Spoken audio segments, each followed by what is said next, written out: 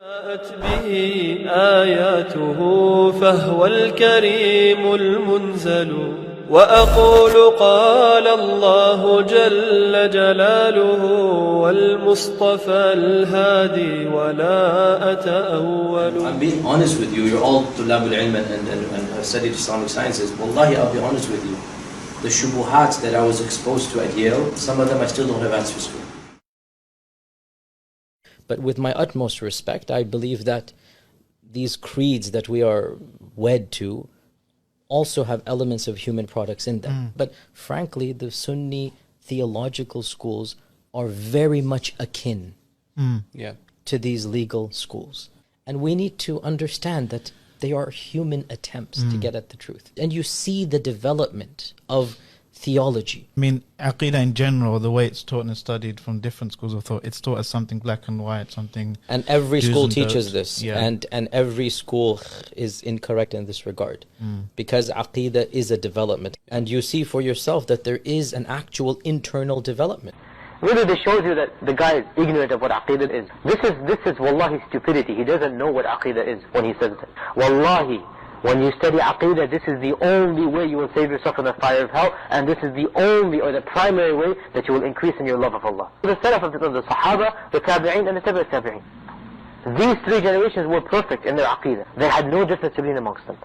Abu al-Hasan al-Ash'ari and all of these Mu'tazili, they came after the time of the Sahaba, and some of them existed at the later generations of the Sahaba, but none of the Sahaba were of their.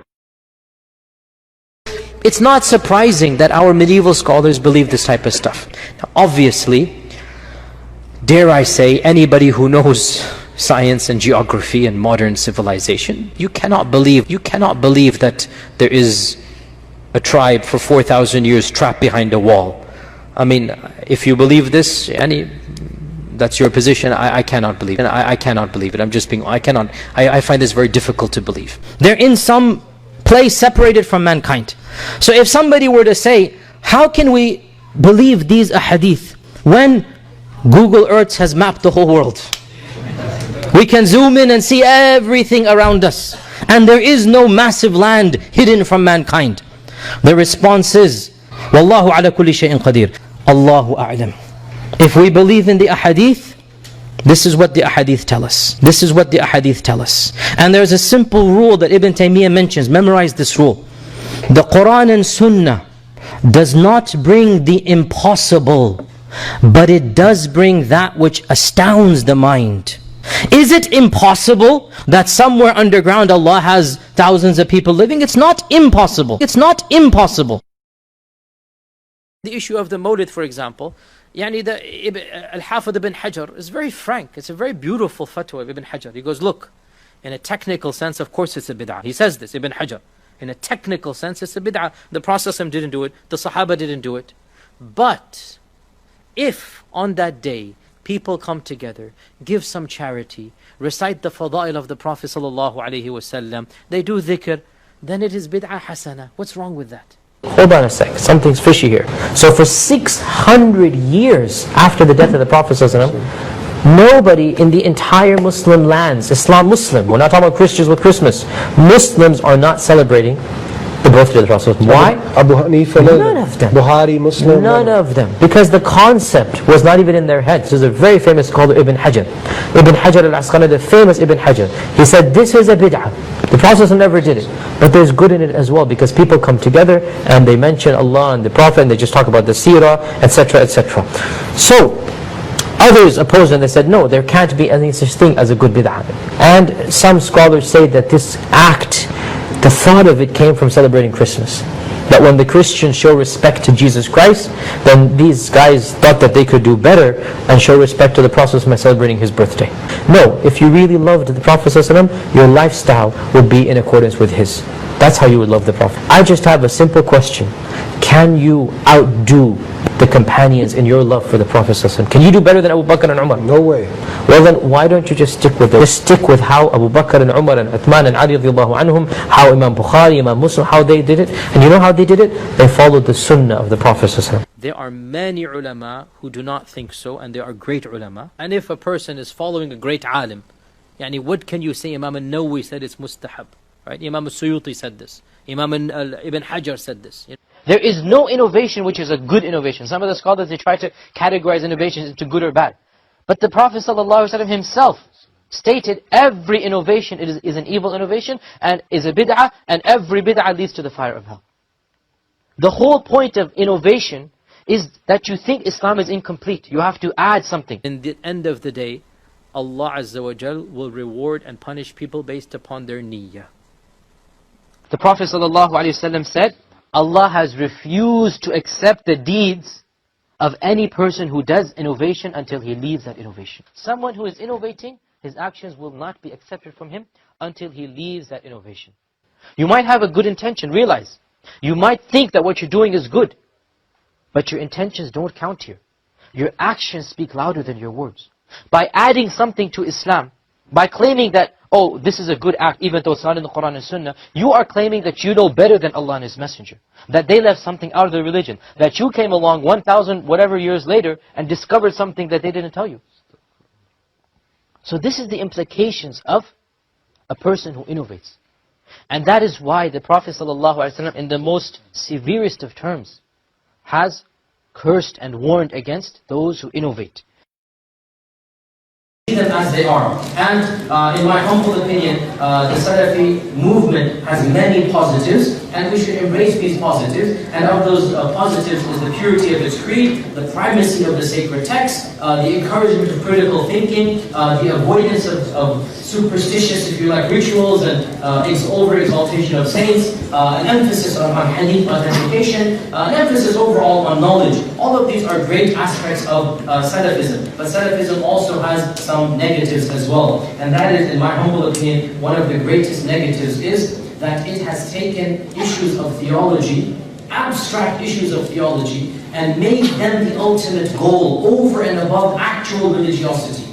So it is more important for many Salafis to affirm Allah's attributes than it is to worship Allah through those attributes. It is the issue of a part of Iman in Allah is to understand Allah's names and Allah's attributes. It is essential to also talk about, well, how do we know anything about Allah? Our only source of information regarding Allah is how Allah has described Himself in the Quran and in the Sunnah. Is to turn back to the way of the early scholars, the early generations. They were the only group who really and truly understood the names of Allah properly, as these narrations show you. And then after them came many groups who deviated from the path. So if we wish to attain success, we need to turn back to them and understand the way they understood it. And Salafis need to realize, and let me be very blunt here, that if Umar ibn al-Khattab radiallahu ta'ala anhu was amongst us right now, and they gave him a quiz of Aqidah, the fact of the matter is, that test that you put in front of him, he would fail it. Right? So this hadith is extremely powerful about the status of the Sahaba, and it's an explicit hadith, do not speak ill of my companions. And this shows us therefore, as Sunni Muslims, we keep our mouths pure. Our tongues are absolutely clean when it comes to speaking about the Sahaba. We either say good or we remain quiet. But no Muslim will ever say anything, or no true Muslim will say anything about the companions. Wallahi, Umar ibn al-Khattab is billion, I can't even put a number better than me and you. We know this. And yet, a Deobandi, a Salafi, an Ash'ari, anybody were to quiz him, a first-year exam from Darul Ulum, from Medina, from Azhar, from any institution, he would fail in every single subject. There were people in the children of Israel who would be spoken to, but they were not prophets. There would be some type of indirect wahi, but they were not anbiya. They were indirectly inspired by Allah. That the Prophet is saying, if there is anybody who is inspired by Allah indirectly, then that person is Umar ibn al-Khattab. Okay, and that's definitely a blessing that does not need any explanation. The hadith, the famous hadith, all of you know, the best of all generations is my generation, then those that come after them, then those that come after them. And we explained that this bestness, this fadila, has to be in all fields, not just in one. Of them is the hadith of a woman coming to the Prophet ﷺ, and she said, I have this issue that I want to do with you, I want to get from you a fatwa or a religious verdict. So the Prophet said, come back at such and such a time. She said, what if you are not present? Who should I go to? He said, go to Abu Bakr. She asked, what if he's not present? He said, go to Umar. But we can all agree that Abu Bakr and Umar and Uthman and Ali radiallahu anhu and all of the other scholars of the past, they have reached heights that we have never reached. Wahhabist, or it's also called Salafist parties, Wahhabist, which really demonstrates that they are not an insignificant minority. Salafism is a type of Protestant Islam. And that is why Salafism does not like icons, which is why certain movements such as Al-Qaeda and ISIS like to destroy religious icons that are figurines, as they try to destroy the statues and whatnot. Okay? Most Wahhabis are very apolitical, very pacifist. Most Wahhabis, you can consider them to be somewhat like maybe the Amish or the ultra-Orthodox Jews, the theology of Wahhabism. Is that they are labeling this group of people with a label. And they are telling as if the other Muslims, oh, you must disassociate yourself from this group of people. And they have chosen this label, they call it Wahhabi, or they call it Salafi. And they say this is what the Wahhabis teach, this is what the Salafis teach. Now if you look at what they are teaching and what they are saying, much of it is something which is general to Islam. Okay, some other brother says something about homosexuality, he doesn't like homosexuality. Is homosexuality a sin only to this one group in Islam that they have invented, Wahhabis? No Muslim calls himself a Wahhabi.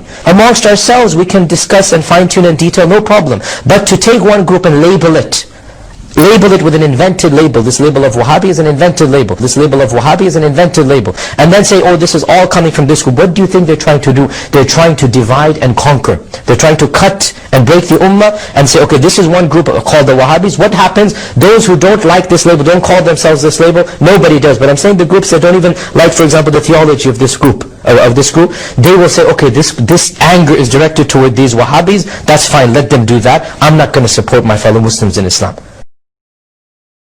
So she goes on to this website and she says the scholar sitting 5,000 miles away in a land very far from Finland has said that it is sinful for a convert to go to her family or his family, whatever, on the day of Christmas because it is a pagan festival. Those fatwa that you're referencing in those websites, with the respect that they deserve, they don't understand what exactly a family gathering at Christmas is. They have never interacted with a Christian civilization. They are living in a very different world than the ones we inhabit. And so their understanding is skewed. We all know that a family gathering together on the day of Christmas or the night of Christmas Eve, and they come together, is more of a family event. Generally speaking, there's zero religion. Your participation in the family festival does not constitute worshipping other than Allah subhanahu wa ta'ala, and there is no hint of servitude to other than Allah in a generic festival of this nature. Somebody 5,000 miles away says, oh, it is haram for you to go. No, it is not haram for you to go, not at all. You are not celebrating Christmas. It's because many of our young children, they ask us, why don't we celebrate Christmas? Why can't we have a Christmas tree? Why can't we do this and we do that? And to this we respond, we as Muslims, we do not celebrate the holy days of other religions, because by celebrating those holy days, it's as if we are celebrating the concept behind the holy day. And for many Christians, the 25th of December is the celebration of the birth of a man they call the Son of God. And we don't believe God has a son. To say that Allah has a child cannot come from the intellect. It cannot come from knowledge. It cannot come from a book. Where does it come from? They literally invent it from their mouths. كَبُرَتْ كَلِمَةً تَخْرُجُ مِنْ أَفْوَاهِهِمْ إِنْ يَقُولُونَ إِلَّا كَذِبًا. They are saying that which is not true, it is a lie. And to lie about Allah subhanahu wa ta'ala is of the greatest crimes. Anyone who says Allah has a child or children or daughters or sons, this is not true. What a monstrosity comes from their mouths. We despise falsehood. We despise lies. It is ingrained in us, and this feeling comes from Allah subhanahu wa ta'ala. He put it in us. So if we were to celebrate that day, it's as if we too are saying, oh, we believe that God has a son. And we don't believe that God has a son. So we say to them that we are not going to celebrate on this day. Second issue that I want all of us to think about is we need to differentiate between slogans and actual solutions. This is the second point. Differentiate between slogans and solutions. All too often, We fall prey to beautiful slogans. And many times they're legitimate and true, but they are useless in providing actual solutions. So for example, we have all heard many of these slogans. Islam is the answer. We must return to the Quran and Sunnah. Or there are groups that say, we must return to the example of the Salaf or the righteous predecessors. And again, it's a good slogan. It has an element of truth that we follow the Sahaba, we respect the Sahaba, we respect the students of the Sahaba. But tell me, how did those early generations mobilize against the Islamophobic media? How did they challenge their politicians in parliament when their parliament was going to pass anti-terrorism legislation that would actually ban and criminalize religiosity? You're not going to find anything like that because it didn't happen to them. It didn't happen to them. So when you tell me to go back to the past, okay, I agree, we should respect the past, but it doesn't give me what? What does it give me? A solution. Well, again, let us look at the Prophet ﷺ and let us look at what Allah tells him to do. Because, brothers and sisters, realize that when we say the Prophet ﷺ is a role model, what that means is, let's study what he did. Let's examine his life and times. If he truly is a role model, well then, me and you, we all need to be studying his life, seeing what he did to battle that Islamophobia. Seeing what he did to battle that Islamophobia. In fact, our Prophet Muhammad sallallahu alayhi wasallam was the very first subject, the very first person who was attacked by what we now call Islamophobia. Who was attacked by what we now call Islamophobia. Our Prophet Muhammad ﷺ society, the Quraysh of Mecca, was the first society that was willing to go against their own principles and to contradict everything they believed in merely because they hated this man and his message. حب الصحابة كلهم لي مذهب ومودة القربى بها أتوسل ولكلهم قدر على وفضائل لكنما الصديق منهم أفضل